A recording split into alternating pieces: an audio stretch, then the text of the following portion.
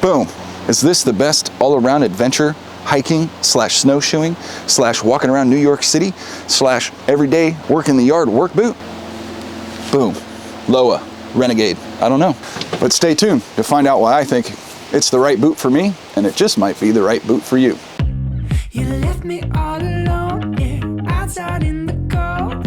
Wanted to come over, wanted you to know how I'm getting over. Like I said before, your heart is fucking cold. I'm better off. I'm better off alone. I'm better off, alone. I'm better off alone. Yes, it's cold and I took my boot off, but I'm on the back of my trailer, so I'm not standing in wet ground. You know, let me tell you something. I bought this boot on a Wednesday. Thursday, I flew to New York City. In 5 days, I walked 36 miles around New York City and every tourist trap I could find that wanted money from me. And I gotta be honest with you, I didn't spend any time breaking this thing in. I put it on and I went. This is the Lowa Renegade. Now, I was very skeptical about spending $200, $240, $280 on a pair of boots. I've been in the military for 24 years. I'm used to wearing combat boots, and I have spent $200 on some really nice combat boots. And in the past, I've always just wore my combat boots. But I needed something more rugged. I needed something waterproof. I needed something that would keep my feet warm and dry. And I found this. This was $200, $240. I think you can find it on Amazon for about $215. I'll post a link to that, as well as another model that I really like. And I found this boot was great. Is it worth the money? Depends on what you want out of it. I thought so. Now let's talk about boot construction. It's a mid-height. It's got a soft ankle support here. Very supportive though once you get the shoe tied in. It's got Gore-Tex lining. And I'll tell you, I walked around the snow here on my property, in the woods. I've walked in puddles. I've walked in slush, and my feet stay dry. So it does what it says it's going to do. Everything is double stitched.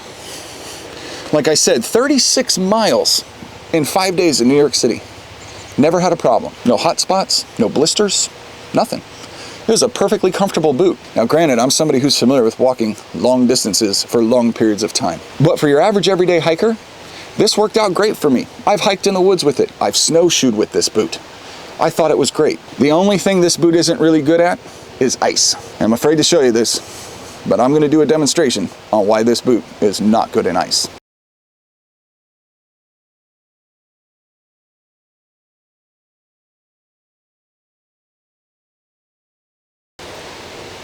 Yeah, that hurt. It still hurts. That's from my doorbell. I was taking the recycling out and my front step was pretty icy and I dumped it hard. And yes, the glass broke and sliced my hand open, but my feet were dry and they were warm.